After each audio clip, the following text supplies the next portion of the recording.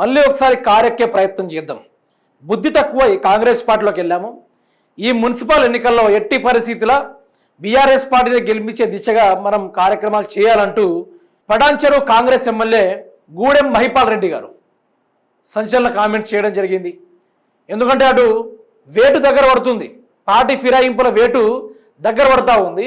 ఇటు చూస్తేనేమో గూడెం మహిపాల్ రెడ్డి గారేమో బీఆర్ఎస్ పార్టీని గెలిస్తే బాగుంటుంది, నేను అనవసరంగా కాంగ్రెస్ పార్టీలోకి వెళ్ళినానని ఆయన పొంతనాలు వాడుతున్న మాట. ఒకసారి దాన్ని కూడా వినుకునే ప్రయత్నం చేయండి.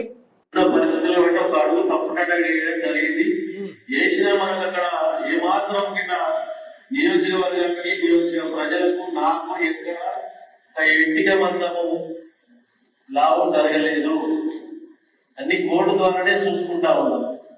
కాబట్టి అందుకే ఆలోచన చేసి ఈరోజు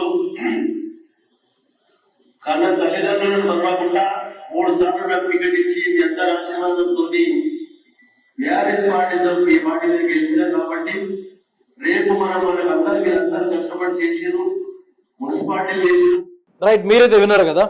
కాంగ్రెస్ పార్టీలో వెళ్ళినందుకు వెంట్రుకంత లాభం కూడా జరగలేదు.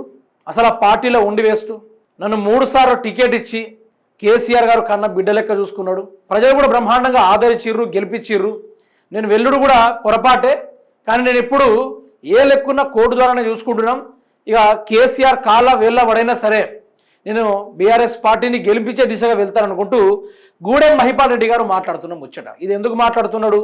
మొన్నటిదాకా బీఆర్ఎస్ పార్టీ అది, బీఆర్ఎస్ పార్టీ ఇది అనగానే కేసీఆర్ గారు ఏ రోజైతే బీఆర్ఎస్ పార్టీ ఒక కీలకమైన నిర్ణయం తీసుకొని పార్టీ ఫిరాయింపు ఎమ్మెల్యేలు, ఇందులో గెలిచి అందులో వెళ్ళిన ఎమ్మెల్యేలు బీఆర్ఎస్ పార్టీకి రాజీనామా చేసి మళ్ళీ బై ఎలక్షన్లో గెలవాలనుకుంటూ ఈ లిటిగేషన్ పెట్టడంతో దెబ్బకు దిగొచ్చిర్రు. ఒక్కొక్కరు అయితే సతమతం అవుతా ఉన్నారు. ఎటు పోవాలో ఏం చేయాలో అర్థం కాక ఇబ్బంది పాలు మరికొందరు ఉంటే గూడెం మహిపాల్ రెడ్డి డైరెక్ట్ సరెండర్ అయిపోయాడు బీఆర్ఎస్ పార్టీకి, కేసీఆర్ గారికి. సరెండర్ అయిపోయి ఏం చేస్తున్నాడు? ఇక సీదా తాను చెప్పిందే వేదమన్నట్టుగా, ఇక నేను ఎట్టి పరిస్థితుల్లో బీఆర్ఎస్లోనే ఉంటా, బీఆర్ఎస్లో పార్టీలో ఉంటేనే భవిష్యత్తు ఉంటుంది, అక్కడికి వెళ్ళి తప్పైపోయింది వెల్లుడు అనుకుంటూ మాట్లాడుతూ ఉన్నాడు. ఇప్పుడు సర్దుపుచ్చుకునే మాట్లాడుతూ ఉన్నాడు అన్నట్టు.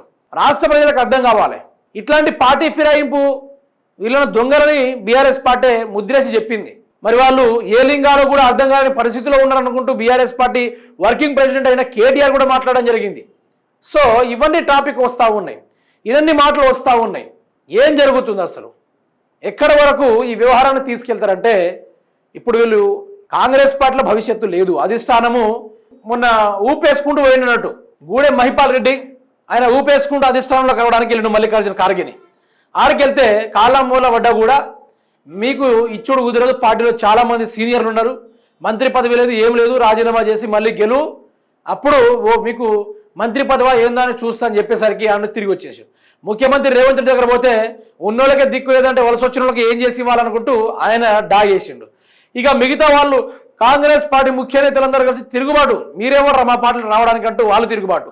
ఇవన్నీ చూసి తట్టుకోలేక నియోజకవర్గంలో కూడా కొంత ప్రజలు ఈయన కాంగ్రెస్ పార్టీ మారడాన్ని ఎవరు ఇష్టపడకుండా జనాలు కూడా దూరం వెళ్ళిపోతూ ఉంటే నేను ఎల్లుడే తప్పు పని చేసిన అనుకుంటూ ఆయన కానీ పశ్చాత్తాపడుతూ ఈ మున్సిపల్ ఎన్నికల్లో ఎట్టి పరిస్థితుల బీఆర్ఎస్ పార్టీ జెండా ఎగరవేయాలనుకుంటూ ఆయన మాట్లాడడం జరిగింది.